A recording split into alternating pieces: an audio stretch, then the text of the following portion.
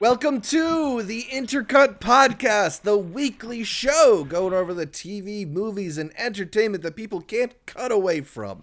I am your co-host, Zachary Shevich, and joining me, now available on streaming, it's Arturo Zurita. The accessibility has been like never before. You can catch us on your phone. Do you remember the vertical, horizontal app? Moment of silence for Quibi. Quibi? Gone is what they call it now.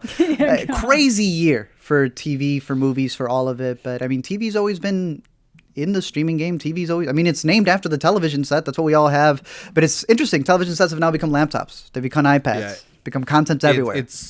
It's been a shifting year in the landscape of TV and streaming services, but some things stay the same, including our guest for the Best TV of the Year podcast. It's Amanda the Jedi. Thanks again for having me, as always. Yeah, this is one of the more fun parts of the year to get to talk about the things we really loved all together. It's always a fun podcast for us. Hopefully it's fun for all of you. If you're looking for our in-depth thoughts on Sonic the Hedgehog, you are at the wrong podcast. The Best Movies of 2020 is a different one. We are doing TV here. And in a little bit, we'll get into the best TV shows of 2020. But first, make sure you're subscribed to the Intercut podcast, either the video podcast on youtube.com/intercutpod or the audio podcast available on most podcatchers. Also, follow Intercut on social media, whether it's Facebook, Twitter, or Instagram. We are at IntercutPod. That's at IntercutPod, short for podcast. And be sure to leave us a 5-star review on Apple Podcasts. It's been an interesting year for a lot of different reasons. The movie landscape has been drastically changed, but the TV landscape, for the most part, was similar. There were some shows that didn't get to fully go into production because of coronavirus lockdowns, but I think we still got a lot of very quality TV in 2020. What was your guys' takeaway from the slate of TV that we got in 2020? You know, we are a few years removed from what many people considered the golden age of TV, with Breaking Bad and Mad Men on every week. And now we've got shows coming from Quibi and Apple TV Plus and HBO Max or HBO. They're different venues, apparently. What has the proliferation of the different services done to your TV watching experience in 2020? Art, why don't you start us off? Not much, other than I'm glad that we're doing more miniseries. I used to always say those 21 episodes were getting on my damn nerves, so they turned it to 10. Then they found a way to turn those 10 episodes to feel long, and now they're doing 5, now they're doing 4. But no, I love the ability to be able to catch stuff on the go. It's been interesting to see everything be bingeable. Psych! It's weekly now, because how are you going to keep people on that subscription? So yeah, the viewing habits change, not just because of the whatever the project is, but it's interesting to see how viewing habits have changed because of big conglomerates who want it to be a certain way. Does that benefit a show? Does it not benefit a show? We'll talk about what some of the best were, if they survived throughout the year. Right. Some of the buzziest shows this year have had very differing release strategies, whether that's something like Queen's Gambit dropping all at once, the Netflix model, or something like The Mandalorian, which goes one per week, or even The Boys, which gives you a bit of a hybrid in dropping those 3 to begin with and then goes week to week. So it's been an experimental year on the TV landscape. Amanda, you said that you had an easier time picking 10 shows for your best of list this year in years past. Did you just get to watch more TV in 2020? It was definitely a combination. I find that like TV is something that I have a harder time sitting down and actually watching if it's not something that I plan to talk about for a purpose, just because it's so much of a time investment. But I've been trying to make more time for it this year. And there are some like really standout shows this year. I also found that if I just started watching something that didn't catch my attention fast enough, I would just kind of swap over to something else because, you know, why waste 10 hours? Time is precious. It is, and that's what we're also realizing, that the more streaming services have this idea of keeping you on a platform, they are turning movies.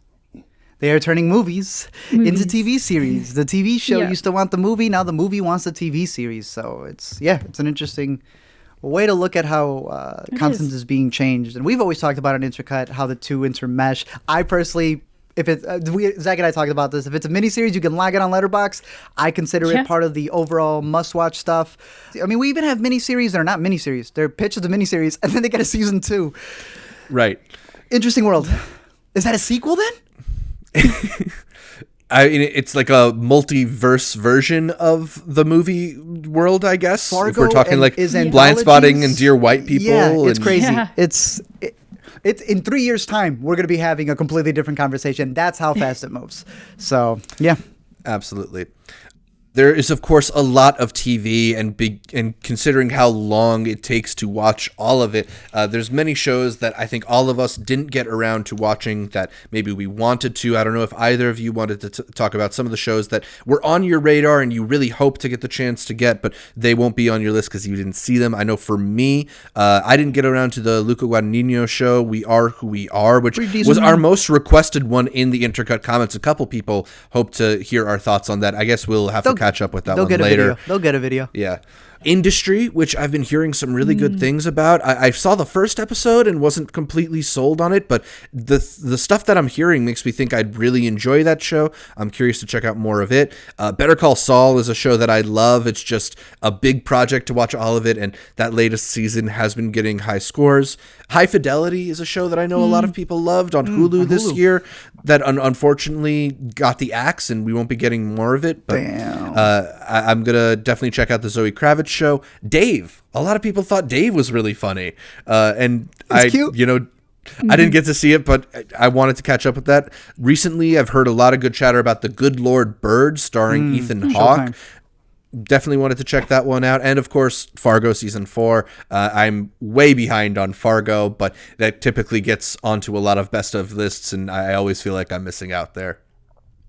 Yeah, I definitely wanted to catch totally out off left field. I wanted to catch Teenage Bounty Hunters. It did get canceled, Right. but I heard really you good would things like about it. it. And I think I'd you'd like it. like I it. think I'd like it a lot.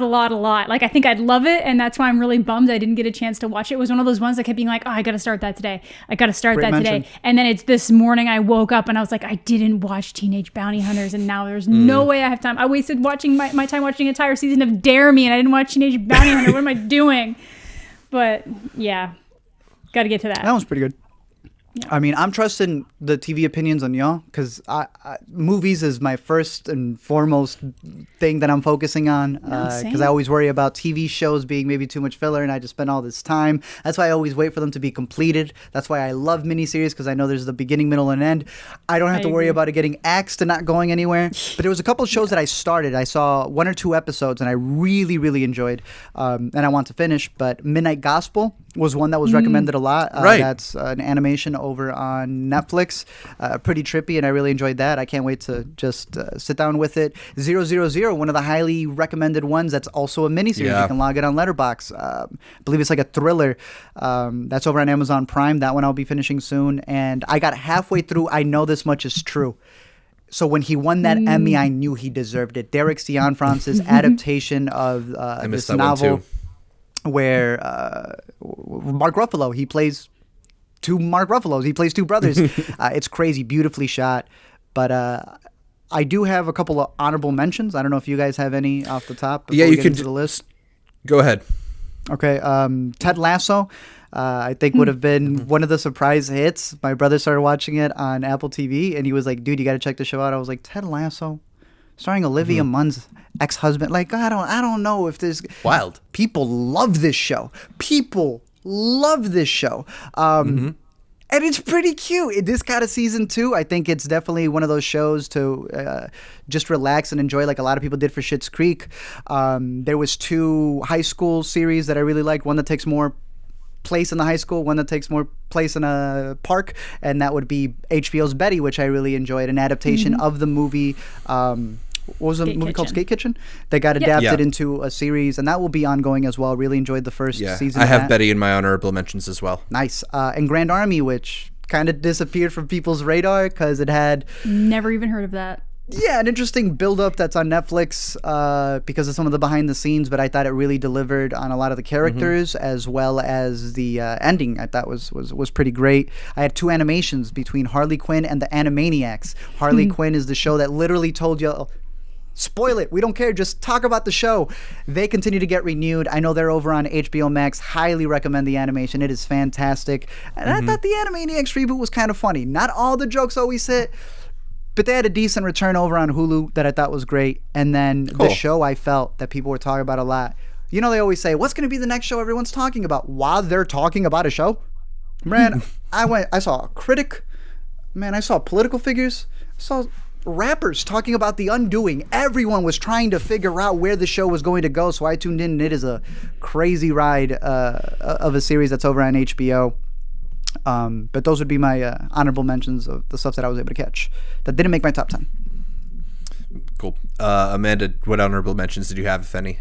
I would say my honorable mention, I would put Feel Good. I think that was in my list last time. Feel Good. So it's a comedy show about a stand-up comedian who is kind of like a recovering addict, and just how she's trying to navigate a new relationship. And it did get renewed for a second season, so I'm kind of excited to see what they do with it. It's on Netflix, so I had a really good time with that. I haven't revisited since I originally watched it, so it's not as fresh in my mind, but I just remember really enjoying it. I think it's only like 6 episodes, so it's really easy to get through. Okay. You know, it's a nice quick one. And then I had one more, and it just like completely exploded. It just, I'll Be Gone in the Dark. I'll Be Gone in the Dark, which is the on HBO. Documentary on HBO about the Golden State Killer. Very good. Definitely worth the watch. Yeah. One of the best true crime shows that I've seen in quite some time. Absolutely. That one was in my honorable mentions as well. Yeah. I'll Be Gone in the Dark. So yeah, I dug that one. I had, as I mentioned, Betty in my honorable mentions. A couple Netflix animated shows, F is for Family and Big Mouth, were in my honorable mentions. Cheer is a show that I think we all liked earlier this year that I wanted to give a shout out to. I think it's a really great docudrama. High Maintenance, one of my favorite shows every year, had another great season.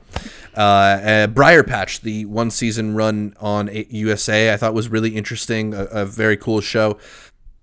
And I don't know if this is fair or not, but I knew that this one's probably going to get mentioned elsewhere, so I decided to throw Devs in my honorable mentions. And you can yell at me later for what I put above Devs, but you know, we talked about that a lot on our Best TV of 2020 so far episode. There's a lot to like about Devs. I'm sure we'll talk more about Devs as we move on. I'm sure. All right, so I forced Art to go first last time. I think I can take the burden of going first this time with our top 10 TV shows of 2020. And I'll kick it off with a show that Art was just mentioning, a show that I stayed up last night binging. I don't know why. Ted Lasso on Apple TV Plus. There you go. It's just a very delightful comedy. Yeah. I think Jason Sudeikis is one of our more charming comedy stars right now. He's got a everyman quality to his material that I think is really good. And I think what works so well about Ted Lasso is that ultimately this is a very warm show. It's a show where people are really looking out for one another, invested in one another. The comedy doesn't come from a mean-spirited place. It comes from this embrace of differing types of people and the struggle to try and bring people into your community, the struggle of trying to be not cynical when you approach other people. I love that about the show. It's got just a delightful feel to it. It's got the right amount of sentimentality. It's executive produced by Bill Lawrence, who previously is the showrunner behind Scrubs. And I feel like it gets to that Scrubs sort of level of balancing the comedy and drama in just a way that invests you in the story, but it still keeps the focus on the laughs. I just really enjoyed my time with Ted Lasso. It's not going to win any huge awards or something, but I see why it's caught on, despite the fact that this is a show adapted from an ad campaign for the Premier League. It should not work this well, but it really does. We are making adaptations on commercial characters. Yeah.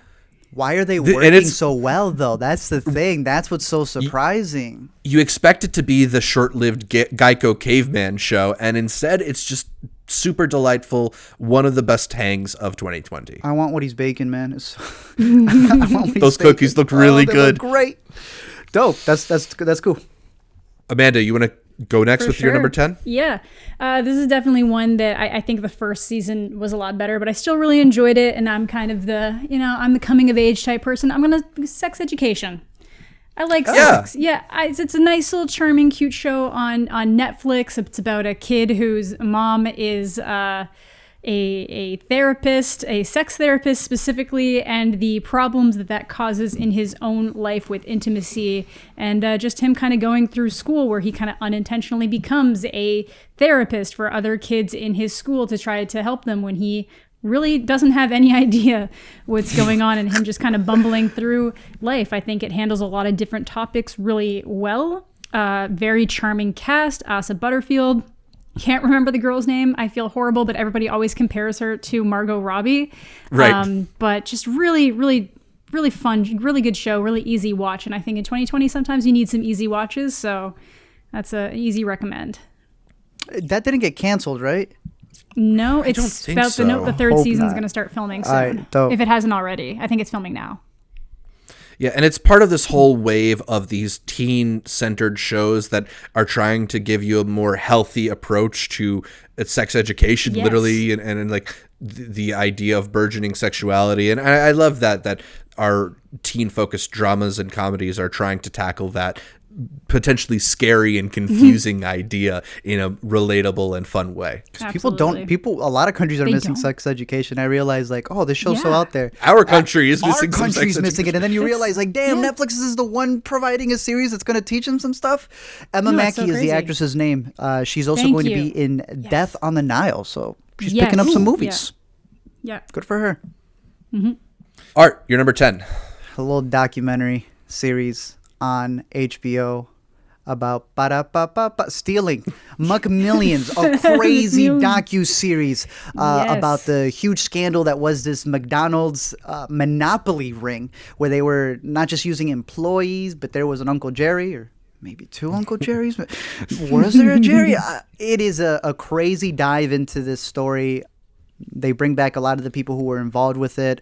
This was like decades ago as well. It's so interesting to see the interrogations, because the guy who's leading you on this journey is the FBI agent who was a part of it, who is retelling the story because he pretended to be a part of the winner circle, the person who gives you the certificate for winning the Monopoly thing. But that's not the case. It's technically catching these people on camera giving Right. a testimony practically on what they were involved in, and it is it's a crazy look into this world of the Monopoly game that happens at McDonald's. I worked at McDonald's. They sat us down. It was very clear that nobody who we're related to is allowed to win the game if you have someone who works at a McDonald's because of that. So it was cool to see why those rules were implemented. Right. Yeah, it's crazy. Right. Highly recommended over on HBO. It's funny and it's thrilling. Awesome. Yeah, one of the more interesting true crime docu-series that we've got this year. You know, there's been like an explosion in these types of shows, but it's always fun when you can find something that's maybe a new angle in on this type of show. And focusing on the McDonald's Monopoly game dope. is definitely like an angle you don't normally see. So it's a cool show. My number 9 is also a show on HBO, and it's a show that I expect we'll talk about a little bit more as this podcast continues. It's How To with John Wilson, one of the absolutely delightful comedy discoveries of this year. It's got such a unique voice, and I love the way in which it feels like it's making fun of documentary as a format.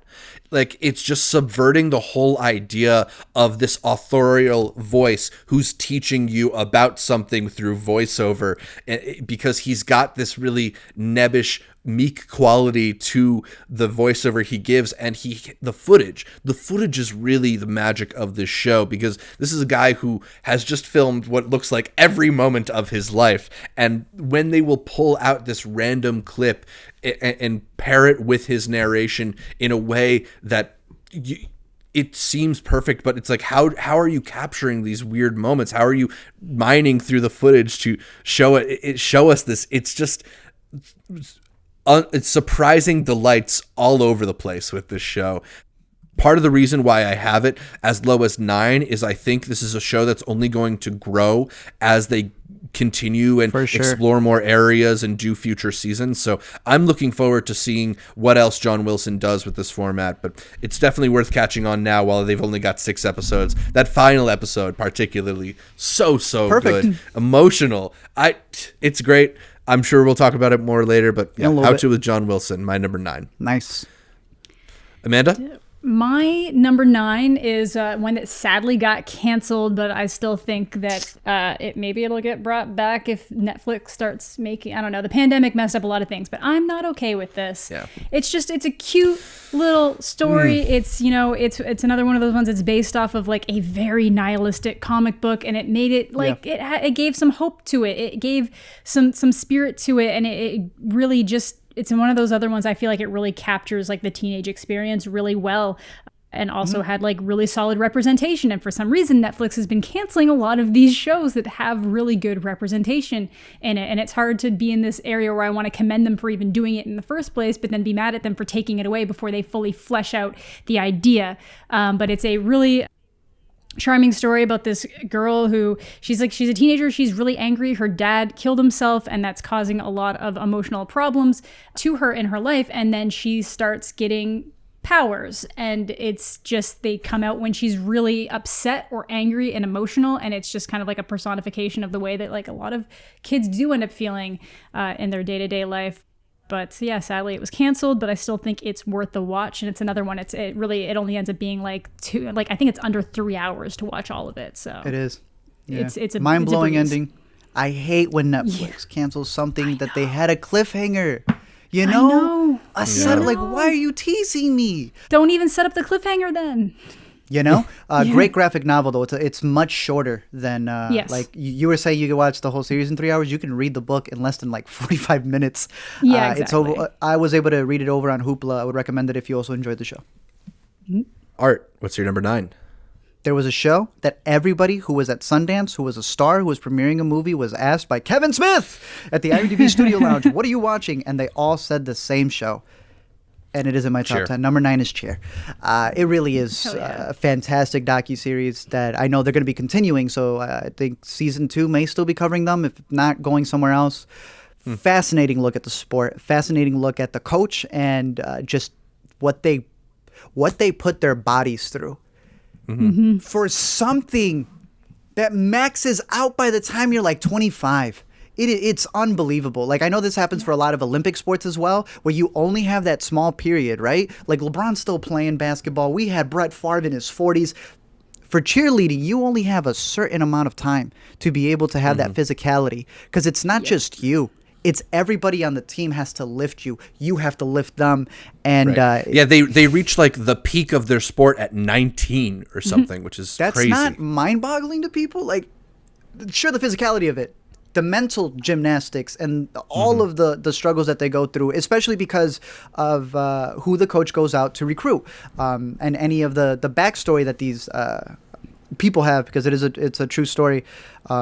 It was just fascinating to watch, and I mean, it's developed outside of the show as well, but I'm very curious to see where they take it for season 2, and it is worth it. I believe the hype that everyone was saying. Very good. Cheer number 9.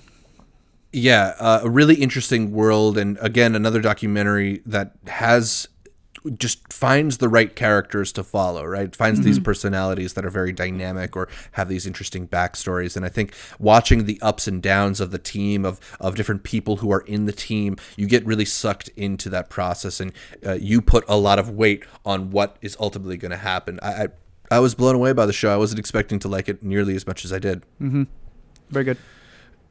My number 8 is Search Party Season 3, which made the move from TBS to HBO Max. I like this show a lot. It's a dark comedy about these self-absorbed 20-somethings who find themselves in an ever-escalating true crime plot that involves murders and cover-ups and lying to get themselves out of it. And just, it's one of those shows that does a really smart job of painting its characters into a corner and watching them wriggle their way out of it. Although in this one, there is so much of, particularly in this 3rd season, so much of the characters painting themselves into that corner almost intentionally, that it becomes this fascinating character study of why these sociopathic characters would put themselves in harm's way. And I think it has this odd resonance with contemporary life and dark fame, the ways in which people have found success for doing some horrible things. I think Search Party is one of the few shows to comment on ideas like that, and it helps that it's carried by these really dynamic performances. Of course, you get Alia Shawkat and John Reynolds and John Early, who are really good. They added Shalita Grant to the cast this season as Cassidy Diamond, their lawyer. She's so funny on that show, doing something very particular. I don't know. It's a really delightful show. I was on the edge of my seat and laughing a lot. I really like the way that they've been able to redefine what the show is between seasons. Nice. And it's sustaining that energy. They're coming back for one more season at the top of 2021, and I'm eagerly anticipating the conclusion, because it's a show with some really real guts, and I expect they'll take some big steps in that fourth season. I haven't caught it yet because on TBS it was way too many damn commercials, bro. It was way too many. Even with an ad blocker, they go, oh, okay, you'll still wait the 16 seconds. Look at the screen. Look at this blank screen. So I'm glad it's on HBO. You've been hyping it up a lot. Alina caught up with it, and I know all the characters. So every time we watch something else, we go, hey, it's the dude from Search Party. Like, save yourselves. Hey, it's the dude from Search Party. So it's a great cast. And sure. Shout out also to Meredith Hagner, who I didn't mention. She's got a small part in Palm Springs, but she's so funny on this show. I love her performance as Portia. Dope. Cool. I think we're at Amanda's number 8. Yeah. So my number 8 is some of your guys' honorable mentions. I'm going to go with Betty.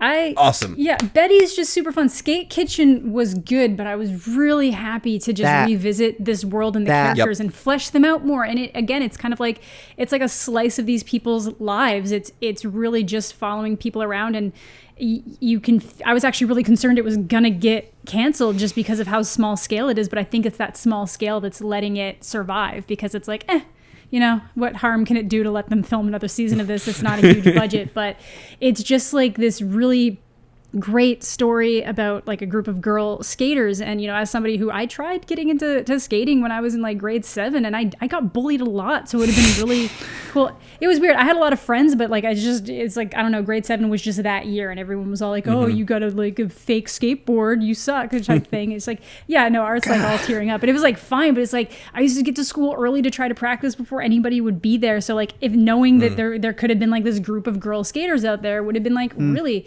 cool. And I think it's really cool, and I'm down for anything that just encourages people to follow any kind of passions or enjoyments in life, just because it's fun, and not to let anybody else dissuade you from it, because it can be a very gatekeepy sport, sadly. So yeah, I think it's awesome, and it's another short one, easy to get through, and it's on HBO. So yeah. Yeah, that show develops in a really awesome way, where once you get to the 5th or 6th episode of that first season, it feels like the characters are really coming together and forming that group. Like, whereas they don't necessarily know each other that well in the beginning of the season, it leaves the characters in a place that makes me super excited for season 2, when they're really going to be able to kick off their adventures together. Absolutely. But it's a world that I'm really eager to hang out in. It's something that I think, obviously generations upon generations get fascinated with the world of skating, but also giving you that angle of they're a bit of outsiders because they're girls is really interesting. And I've compared it to HBO's Girls, because it's trying to give you this portrait of these different young women as they transition from being children into adults. And I think with Betty, HBO has a chance to give us a much more relatable, everyday kind of version of a show like Girls, as we follow these young women maturing into a community. And in an era where we got Limitless, the series for no reason, Training Day, the series for no reason, I'm glad that this was better than the movie. The director had met them as actual friends, so like them in the movie was one thing, but now like they've done a festival circuit, right? They did an entire movie, so they feel more comfortable in the show. And I agree with Zach, like they end it where it's just beginning. Like you're just going to get into all of their shenanigans and everything else that they do. I highly recommend Grand Army. I'm curious to know your thoughts about that one if you get the chance to check it out. Amanda. And shout out Crystal Moselle, who written and directed the entire season of Betty. She's one to watch. Very good. I think we're at Art's number 8. Oh, mine. The finale of one of our favorite shows. I know it's going to grow on me even more over time. BoJack Horseman Season 4. wrapped up when we were at Sundance. I think it's season 6. Season 6? Oh, my bad. Season 6. I'm over here cutting it short. The finale for BoJack Horseman was everything it needed to be. Like, it's not the super big ba-bang and we're done. It's this very just quiet moment. Ooh, if you just listen to our best film podcast, we talked about how a lot of 2020 endings were literally just that. Not a big shebang, not this big statement, not everything wrapping up beautifully, just on a nice little note. And I know this one, just the series in general, when I go back to rewatch it'll probably go even higher on my list the older that I get.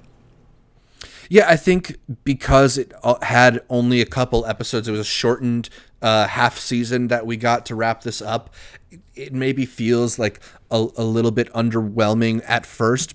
It doesn't have that huge climactic moment. You know, we've in the past speculated, like, is the show going to end with BoJack killing himself or something drastic like that? And I think where it does end is in a much more relatable, real place.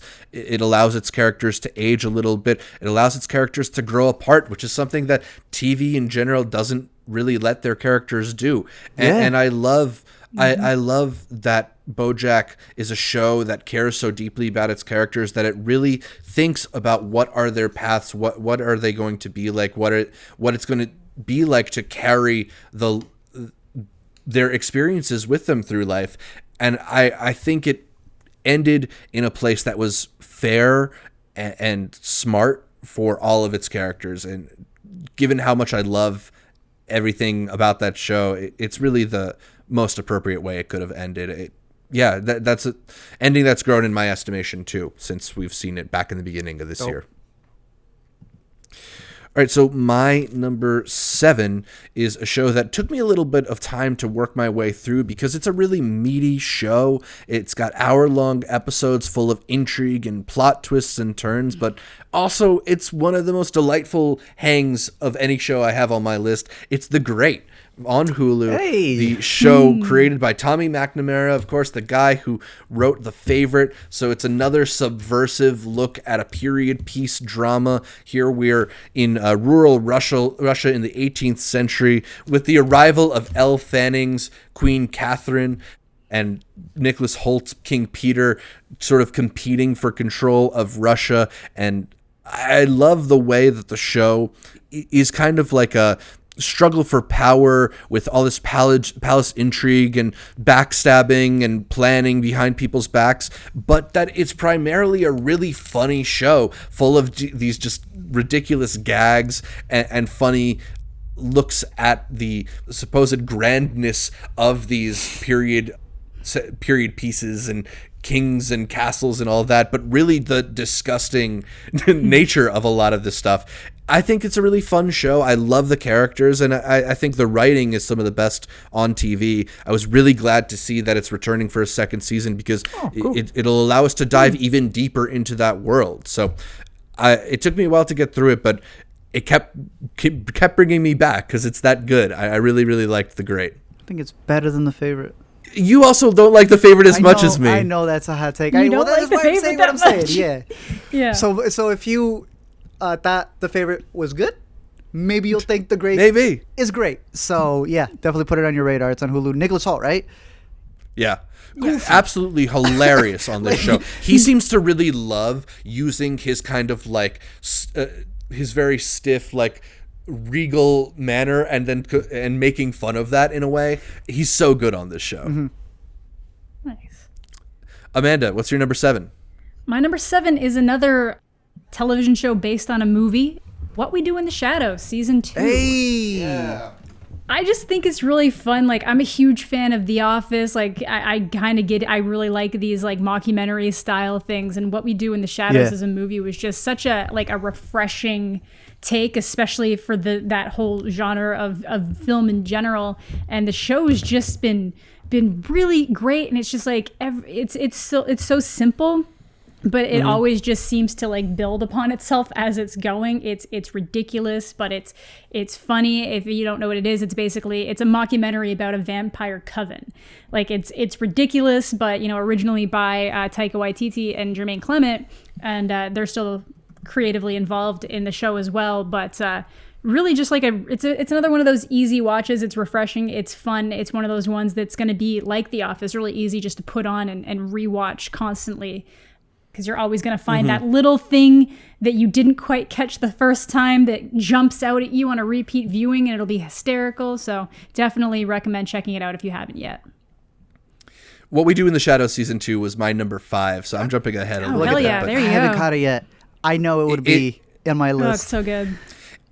It's one of the like easy watch shows that I have this year. I just put it on when I need something that's fun to have kind of in the background because it's so full of these silly gags and great performances. I think the thing that really is a standout to me is this is one of the best casts of people that I didn't really know before the show started, but every one of the main people on this show, Kevin Novak, Matt Berry, Nastasia Dimitrou, Harvey Guillen, Mark Proksch, are so funny in particular ways, especially Matt Berry as Laszlo, this like hamming it up in this kind of Victorian vampire character. They're just so funny. They crack me up. I'm excited that this is a show that seems to be catching on, because I hope it's one of those shows that kind of lives on for like 5-6 years, and they just keep finding new adventures for these characters to get into. Agreed. Pulls a Schitt's Creek and wins all the Emmys on its 5th season. Yeah, Exactly. That's dope. That'd be cool. All right, so we are at arts number 7. Gangs of London. Have you guys heard of this bad boy? Heard of it, but haven't caught it yet. Is this Gareth Evans or Edwards? I always mix them up. Exactly. Gareth Evans, the guy who did The Raids, kills it with this series that is over on AMC Plus. This one's hiding. It is, dude. Okay, so let me tell you my experience with this. I've only caught half of the episodes because it's on Amazon Prime, and the episodes were appearing. 1. Okay, I guess I gotta pay for Amazon Prime. I'll wait. Oh look, 2. Oh look, 3. Now they're gone. They're not even on my Prime anymore. So I don't know what's going on. That's all right. I want to buy the box set of this bad boy because I have all of his previous movies. This is an entire series. He's got pretty much, if you saw The Raid 2 and it's like how all these gangs are going at each other, it's that in London. All of this hierarchy of what's going on and these gangs fighting each other. It stars Joe Cole, who you guys may know. He was a little bit in Green Room. He was in the Black Mirror episode Hang the DJ. I haven't caught Peaky Blinders yet, but I know he was in that as well. But I also thought he did a great job in A Prayer Before Dawn. That's how I knew that he was going to be able to fight in this movie. But also Sope from His House. I saw him in an episode of this before I saw him in His House, and I was like, all right, he's going to be someone to look out for. I highly recommend this show. The just back and forth. You usually think that in an action movie, it's just going to be a lot of the set pieces that they have. But I am one who personally really loves The Raid over The Raid 1 because I think the story supplements all of the action very well. And, we got an entire series of that here. I think season 2 got greenlit as well. So I can't wait to finish season 1 once I buy that box set. But, yeah. AMC Plus is another one we have to subscribe to, bro. Like, what? What is that? Never ends. It's too much. But Gangs of London is worth it. Damn it. My number 6 is a show that I'm expecting is going to show up on at least one of your lists, so I'll keep it brief. But I got The Boys season 2. It's good. The Amazon show, the yeah. hit Amazon show. I think it's a really interesting subversion of a lot of the superhero genre in the ways in which it trying to reveals a more ugly side to the idea of these super powerful beings and potential military weapons, and the ways in which maybe they are subverted in the eyes of the people versus how they actually act. The idea of Homelander as this commentary on American imperialism is so interesting, and some of the messages they're able to sneak through on this silly superhero show, it's unreal how they're able to talk to audiences this way. Yeah. There's a lot of stuff that, I kind of wanted to dismiss this show because I'm not a person who's into cape stuff mostly. Then this was for you. But it's so smart. It's so smartly written and smartly put together. It's a movie. It's a show where the gratuitous violence is done intentionally in a way to kind of remind you that violence is gratuitous, right? So I don't know. I like The Boys a lot. I put it off because I didn't expect I would enjoy it, but it's really good. I enjoyed that first season. I wanted to quit, and I liked the second season even more. Wow. Dope. Oh, Yeah. I have 2 as an honorable mention, but that ending has me so excited for 3. What an ending. Yeah. That ending was was great. Good pick. Yeah, mine's higher up, but my number 6 is Haunting of Bly Manor. Talk about it. I know that a lot of people didn't like it as much as Haunting of Hill House. It's very much a different vibe. While Hill House originally was a gothic horror story, they really amped it into that supernatural territory for the miniseries. Whereas Bly Manor really just steeps itself in that gothic horror, gothic romance of the Henry James stories that it's based on. The way that it comes together at the end, like you start watching something because you think it's going to be like a scary ghost story, and then it's got you like bawling, just like I like had an emotional breakdown going into the conclusion of that, and I'm like, I like literally I made a video about it a couple weeks ago, and I'm like crying in the video, like I literally had to be like, just give me a second. But I still do think that it does build horror in a way. It's just in a different way. There's still all of that unease. It's a very atmospheric horror, and as it's building into things, and like the real horror comes from the level of some of these tragedies of like characters realizing things about themselves when you didn't even know it was going on, and then going back and seeing all the little clues as it's going. I just think Mike Flanagan is like really good at adapting things in a way that people wouldn't necessarily expect an adaptation to handle. Everyone was like, oh, it's going to be an adaptation of The Turn of the Screw, but no, it's an adaptation of like 10 different Henry James stories and then some little ones. So yeah, I really liked it. It stuck with me.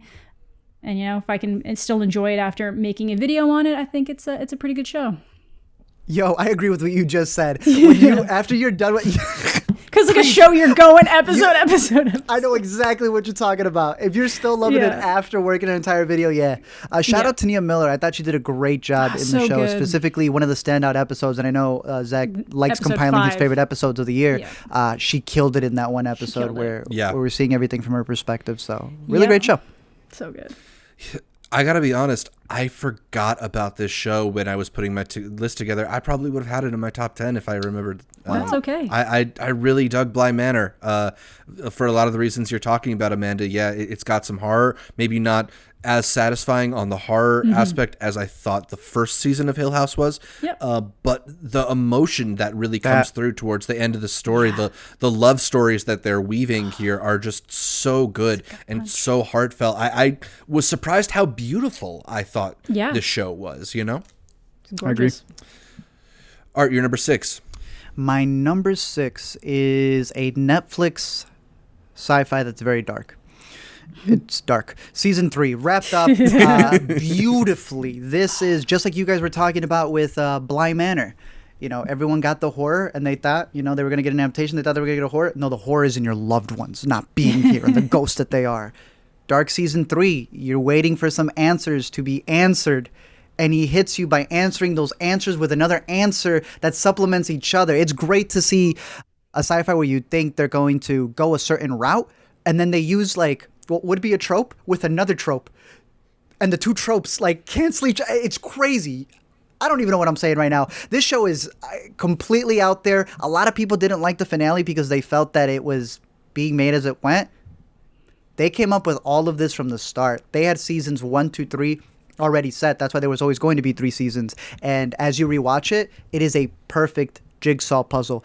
Very confusing? Sure. I highly recommend Googling and downloading some of these like maps to follow along with it. But it is worth it. It's just a great look at this town.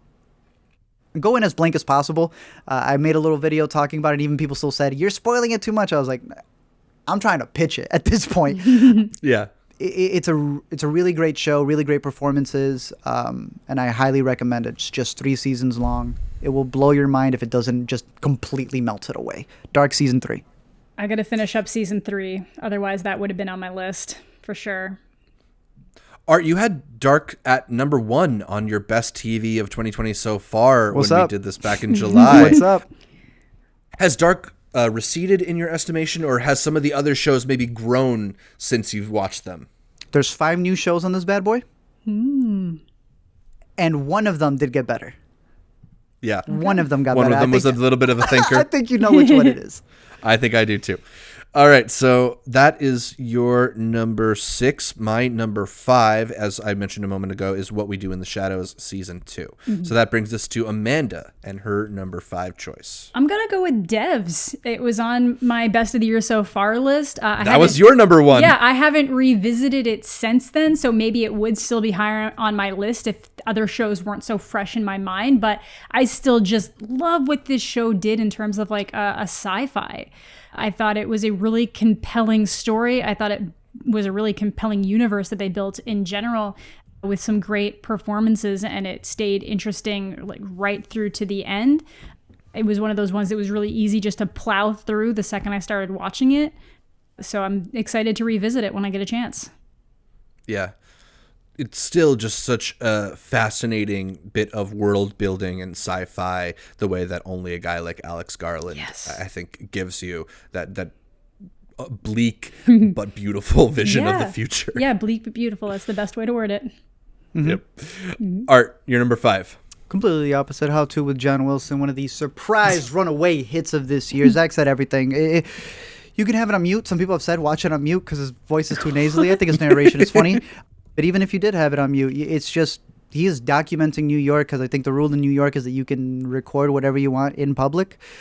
Oh, wow. And he just creates just like a montage of meaning through randomness through the streets of New York and everywhere that he travels. I thought it was a hilarious episode. Like Zach said, it feels like it's kind of making fun of its subjects, but it's not really. It's like allowing them to open up, and you get some really great moments. I thought it was hysterical. Produced by Nathan Fielder. Yeah. And they even have a great behind the scenes that Zach had sent me. So funny. It's fantastic all around. I highly recommend it. I'm glad that it's got a second season. Nathan Fielder has what I think is the best description of that show, calling it Planet Earth, but for New York City. And it's so good. It gives you the feel of what it's like to be in a city with so many different people and personalities and things happening around you. Do you have a favorite episode? I mean, the finale is great with all that emotion. The 4th episode with the foreskin guy is obviously a standout. Nuts. It is ridiculous. You know how rare it is to have a show that hits a moment and you're just like, nah. Like, it was Borat. Like, when you first saw Borat in 2006 in a theater, it was that. I like the scaffolding. It's you're watching what's happening on your TV screen and you can't believe that they're actually showing it to you. And it's true. Scaffolding episode was great. One's great. The memory one was fantastic. It's such a beautiful show. It really is. I love it a lot. Yeah. All right. So, Art, you've talked about your number 1 from earlier. Amanda, you talked about your number 1 for earlier. My number 4 is BoJack Horseman, season 6B, which was my number 1 movie experience, TV show. It was my number 1 experience. My number 1 TV show when we did this back in July. Yeah, there's not much more to say. BoJack Horseman is a show that's meant so much to me over the past few years. I think it's got some of the most honest and revealing discussions of self-doubt and anxiety and depression that are had on a TV show, and to balance that with crazy animal puns and horseman jokes is just so fun and unique. I love the way that the show has balanced the humor and the drama. I think it's just a remarkable piece of television that ended in a beautiful way. I revisit it often. So yeah, one of my favorites of the year, BoJack Horseman season 6. Nice. Amanda, what's your number 4? My number 4 is something that probably would be higher if it wasn't so hard to watch at times, but in the best kind of way. And it's I May Destroy You. Finally got a chance to catch up with that, and it's the whole story behind this is super badass. How the creator actor turned down huge Netflix deal because she wanted ownership, and they were going to take ownership, and she was like, "This is my life. This is my story." No, and it still worked out for her. She still got this made, and it's so beautiful, but also just so viscerally real and hard to watch, and it shows a different aspect of kind of the realities of a sexual assault that some people might not be used to, because I feel like so often with media, they need to frame victims as like perfect victims or like so far the other way that they have to make a caricature out of almost. But this just shows a very real situation where you just kind of try to ignore that something even happened to you until you can't anymore. which makes it a hard watch, but very, very well made, very compelling story for sure, with a resolution that might not do it for everyone, but I think it served the exact purpose that it needed to. Absolutely. Mm-hmm. Yeah, I'm going to show you a really beautiful show. I'll be talking about that in just a bit. Yeah, I assumed. Art, what you got at number 4? The only comedy better than How To with John Wilson. That's also on HBO. And this man had a season 10. They said, you can't have a bad ending again if you just never end the show.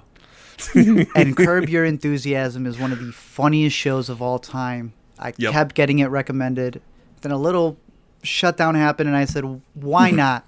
And I started with season 10, went backwards.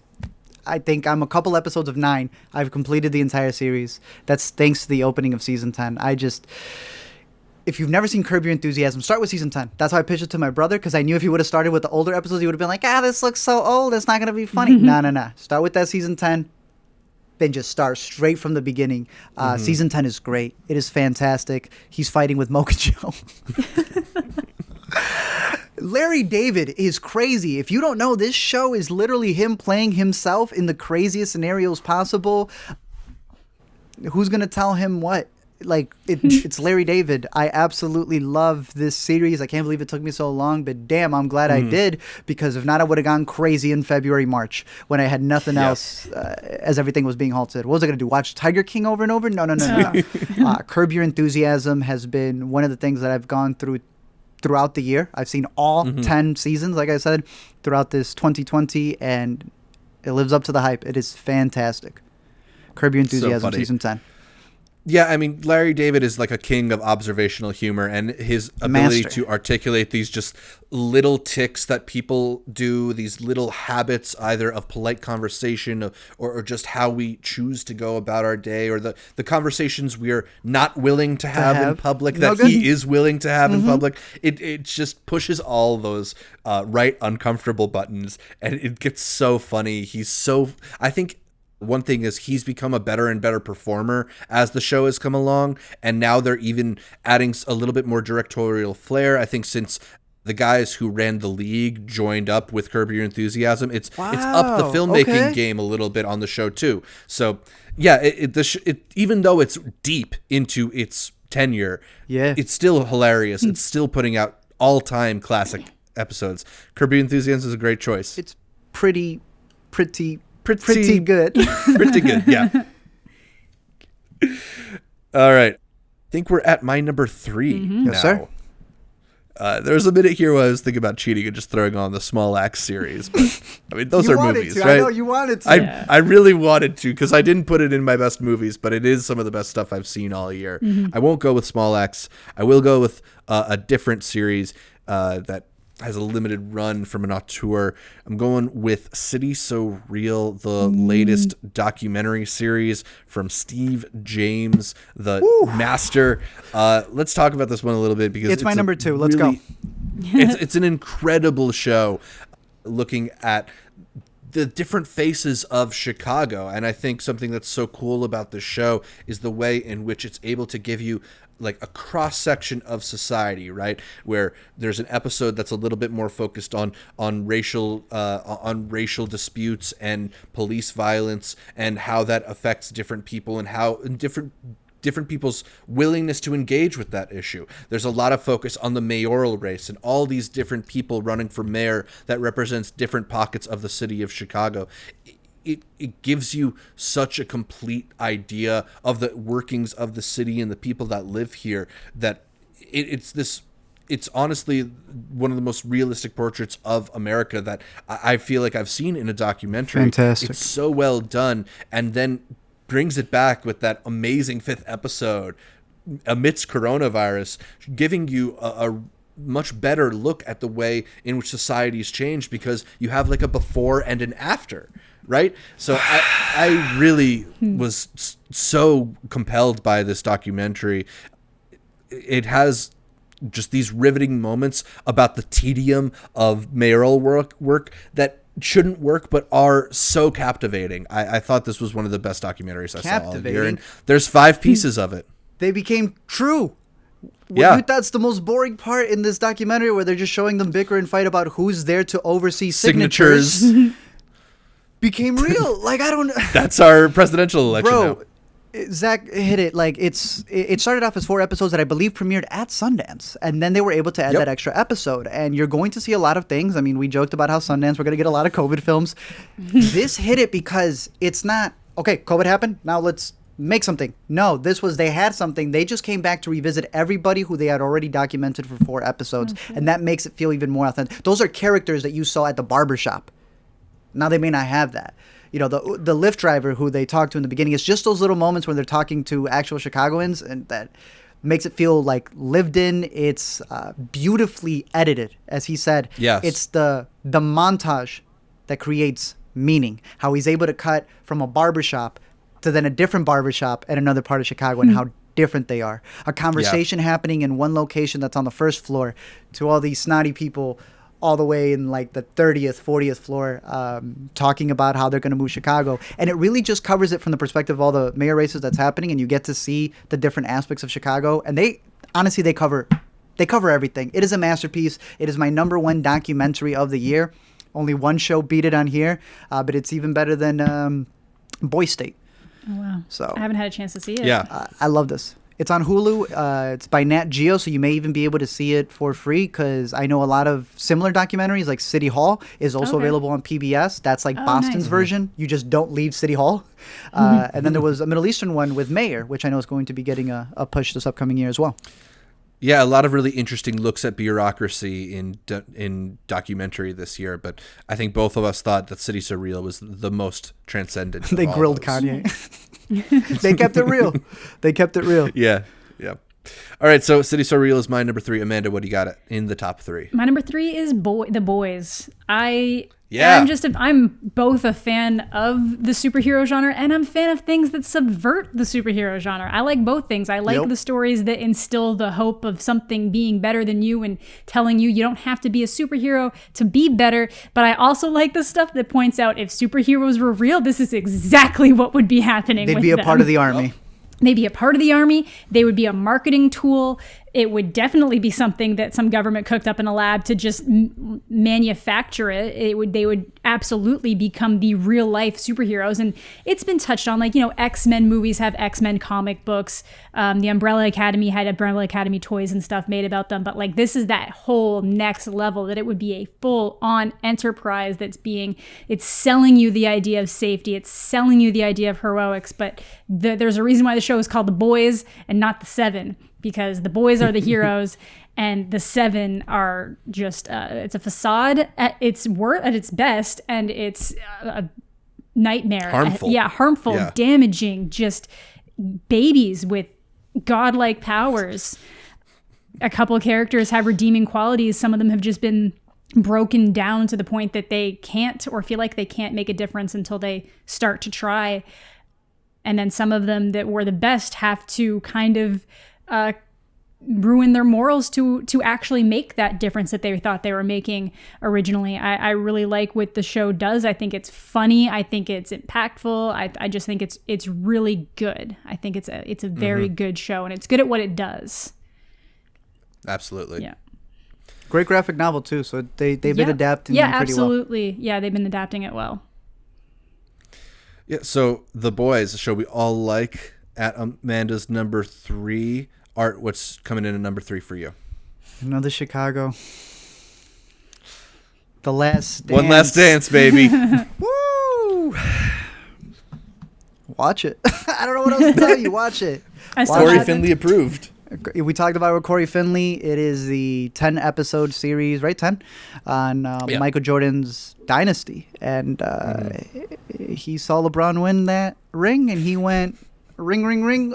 Let's get them producers on the phone, and he made this. Fantastic. I don't know. I talked about it halfway through the year, so I've said all of my thoughts. Everyone knows about this. Yeah. It's on Netflix now. No, so. At 10 episodes, it might appear to be like bloated for a sports documentary, but then you watch it and you find like each one is a really interesting focus on different aspects of this whole legacy of maybe the greatest sports team of all time and the greatest basketball player of all time. I think there's so much to like about this one. It's beyond just an interesting story. It's a great documentary. Definitely one of the best pieces of TV we've had this year, and one of the most important pieces of TV we had this year, because people really needed that early on in the lockdown. And, if this would have come out before OJ, they might have been able to push it, because I know it was an ESPN thing. I don't think it's better than OJ, because OJ is an absolute masterpiece. And this is, I really enjoyed this. It's got more energy. Still makes my top 3, even top 3 documentaries in general. But I love the story. You can put on any single episode and you are just absolutely absorbed into it. The way that it's cut is very confusing at first, but once you get used to it, man, that flow just works back and forth to the story that they're telling throughout the 90s and the 80s. Pippin deserved his own episode. That's all I'm saying. But other than that, I don't have too many gripes. Loved it. The Last Dance at number 3 on ESPN, but on Netflix as well. All right, so from one sports documentary to something that feels like a great sports movie, my number 2 is The Queen's Gambit on Netflix. The Anya Taylor-Joy starring mini-series about Beth Harmon, the chess prodigy, orphaned at the age of 9 and growing up to become the Grand Master. I just think this is a really delightful show. I love a show that really gets into the idea of this special person and their development and their ups and downs and the people who guided them and steered them along the way. I think in showing you how she learns the ropes and enters into this world that doesn't really want to make space for her is so well done, but done also in a way that is often geared towards being pleasing, audience pleasing. It's not prolonged looks at the struggles or at prejudices. Eventually, people recognize how special she is and only want the best for her. And I love that about this show, that it doesn't try to it doesn't have characters who are unconvinced on her talent. When people recognize what a special person she is, they clear a path to help her along the way. And I think that's one of the things that really is so pleasing about this show, like a great sports movie where they overcome adversity in the beginning and then it's about achieving all the things you sought out for by the end. I really like this one. Anya Taylor-Joy is so magnetic. Somehow they make chess seem sexy throughout this show. I don't get that, but I love this show. It was the quickest binge watch I had this year. Nice. We just stormed through all 7 of those episodes. Shout out Marianne Heller. Yeah, shout out Marianne Heller, who's a great actress. Who knew that? Yeah. I mean, I know she's acted before, but it's great to see her go from directing down to this, so. I really love Bill Camp as the surly janitor in the orphanage. Yes. I think he's great and helps also early on bring you into the show. So, yeah, I liked a lot about this show. Amanda, what did you have at number 2? My number 2 probably won't be a surprise to many people, but it's Umbrella Academy season 2. Yep. It's just, I get there's probably shows that are better. I realize that The Boys probably tackles the concept of superheroes better, but like this is not a superhero show. This is a family dysfunction show. This is just people that are trying to grow up in an environment where they've been valued for something and that's their only value, and just trying to resonate with the fact that we're loved, but in our own way. But that's your own way isn't good enough. You know, it hits that point. Like you can't just say, well, I love my kids, but just in my way. Like that doesn't mean anything. This is the show that is about it's a family of kids who end up all being born spontaneously at the same time on the same day, that all get adopted by one man, Reginald Hargraves, and they get brought back to the Umbrella Academy and get raised to be a family of superheroes. And it obviously has caused, it's kind of like child stars, because they were also turned into child stars at the same time, where they've now had to grow up and either reconcile that isn't their life, or that they're not destined to do those things, or just really double down and keep that superhero lifestyle. And each of them kind of has their own challenges in life. And season 2 kicked them back to the 60s. Very interesting. And it was, and the way they handled it was really good. And I think that the how they tackle certain issues like sexuality of certain characters is handled in a way that doesn't need to be blatantly overstated. It's just a thing that they introduce, and it doesn't have to be a huge thing, but those relationships are very impactful that they have within those characters. I'm very excited to see where it goes in season 3. It was another one that had a big old cliffhanger. Also something based off a comic book series by Gerard Way, actually, of My Chemical Romance. So good. Like very quirky comic books. The show really... I love the comics. Yeah, the show cleans it up in a lot of different ways, but it's just such a charming show. Again, it's one of those ones that I made a video about, and if I can still be this excited about it after making basically back-to-back season 1, season 2 videos, it's worth the watch. Who's your favorite character? I love Vanya. I'm really also very interested to see what they do with Vanya. With Elliot Page, so excited. But I also love Klaus. There's just I feel like every character has some kind of quality that I really enjoy seeing on screen. Number 5 is my dude. I love number 5. Dude. I was going to say number 5 is basically Aidan Gallagher. He's like an killed it in season 2. Aidan Gallagher was so good. Yeah.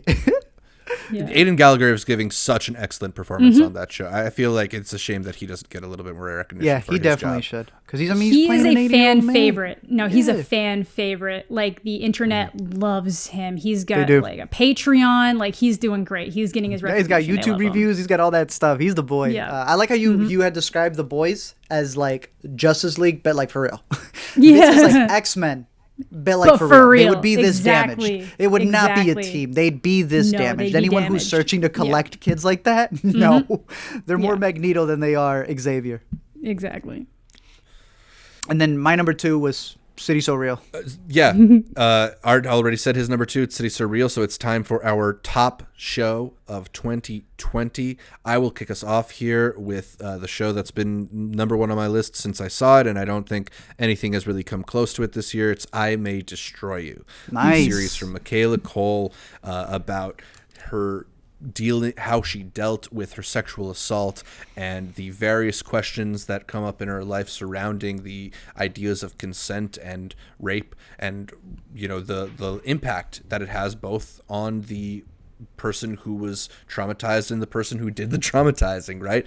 I think it's a show that is, while it is birthed from this place of pain and sadness, it's a show that allows room for so much more. There's so much joy interwoven throughout this show. The way in which she's able to interact with her friends who are alternately there for her and compassionate, and occasionally really frustrated with her in the fact that it's not a clean journey to coming out okay on the other side. And I think a lot of that is credit to the performances. Michaela Cole just giving maybe the best performance I saw on TV all of 2020, but also Waruche Opia and Papa Asedu. Papa Asedu, particularly as Kwame, I thought is so good in this show.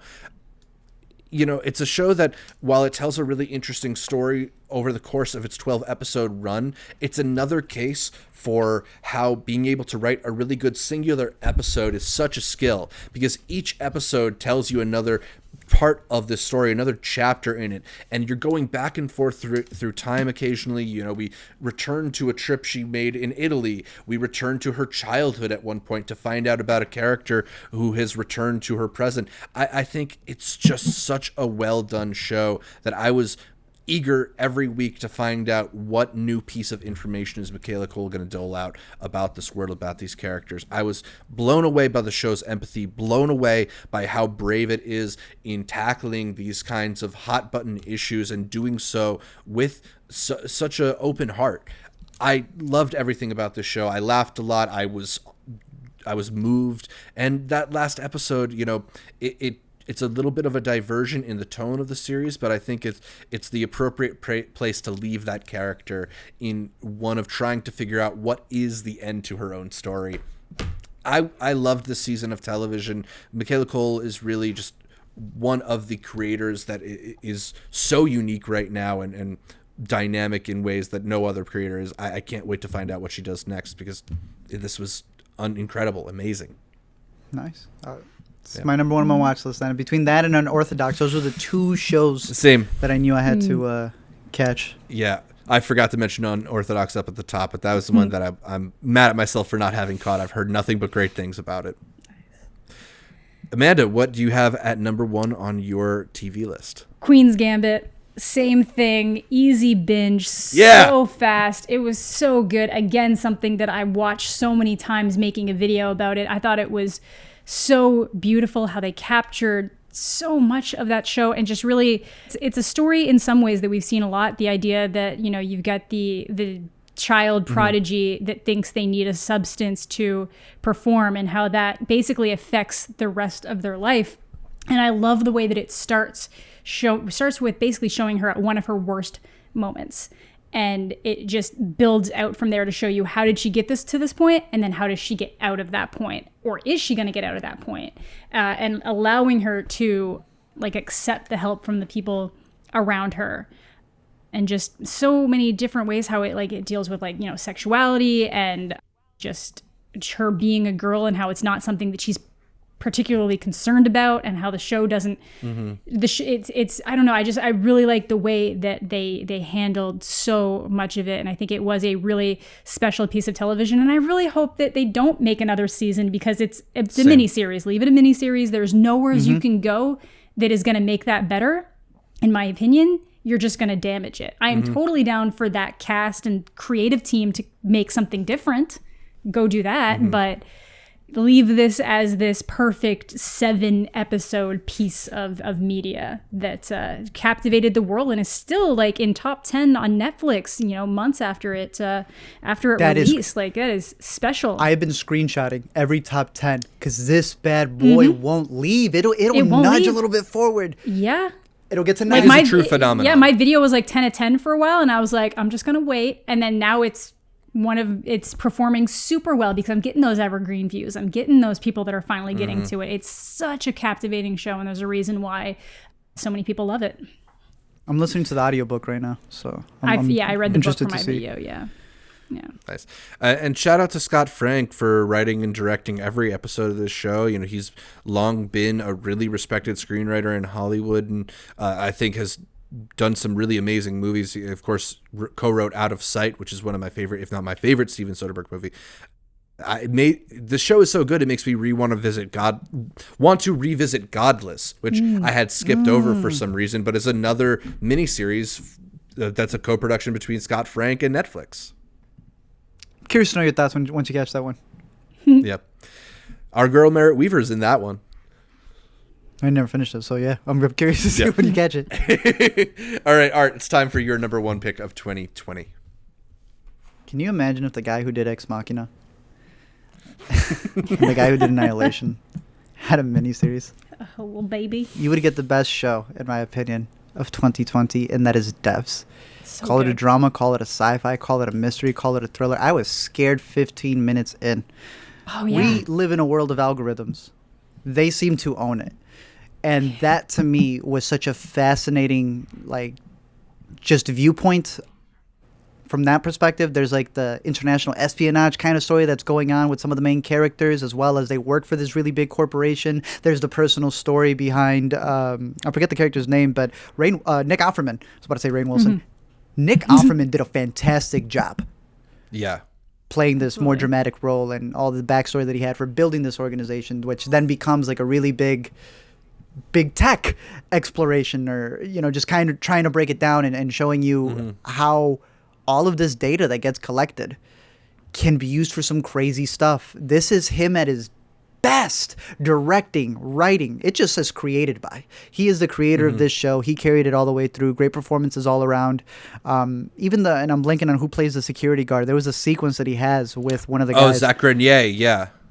When he brings up the Tenement Square, and he was just...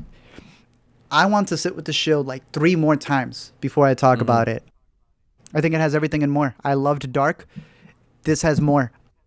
Out of some of my favorite docs, this feels like it's a doc of the future.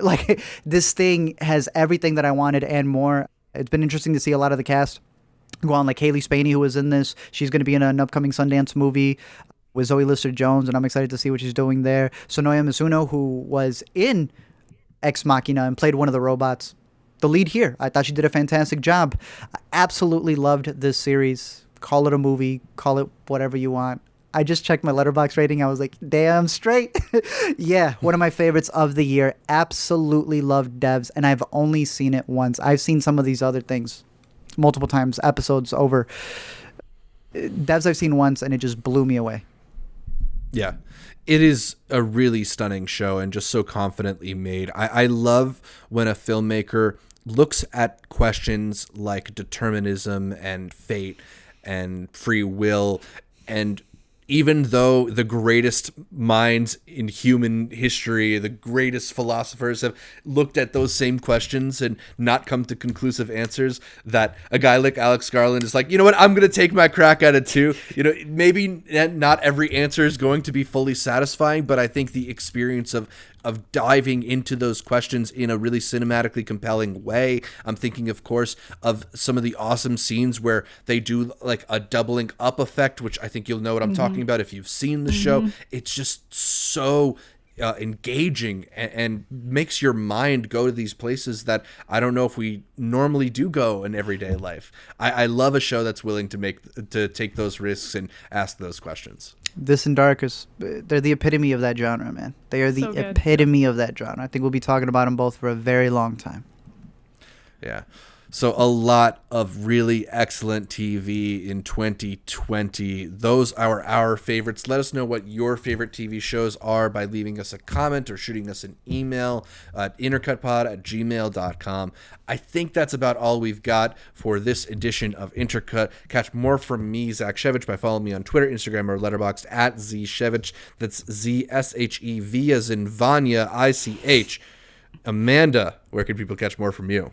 You can find me on YouTube, Twitch, Twitter, Instagram, Letterboxd, and probably a bunch of other places at Amanda the Jedi. Art, how about you? You can find me at Let Me Explain on Twitter, on Facebook, I think. I don't know. You can find me every week here on the Intercut Podcast. You can listen to every episode of the Intercut Podcast on iTunes, SoundCloud, Spotify, or your favorite podcatcher. I like Overcast. And then make sure you subscribe not just to the audio podcast, but to the video feed as well on our YouTube channel, youtube.com/IntercutPod, where you can catch our bright, smiling faces as we run down the latest in entertainment. Find new episodes of Intercut every Monday. And then please leave us a comment, like the video, and consider heading over to iTunes to give us a much requested 5-star review. Like our Facebook, Instagram, and Twitter pages. All of them are at Intercut Pod to get updates throughout the week from Art, from Amanda, from me, from all the guests that we feature here on Intercut. Thanks again for tuning in, and until next time, I think there are people that help you become the person that you end up being, and you can be grateful for them, even if they were never meant to be in your life forever. Not you guys, though. You guys can stay in my life forever. Don't worry. Happy 2021. Happy 2020.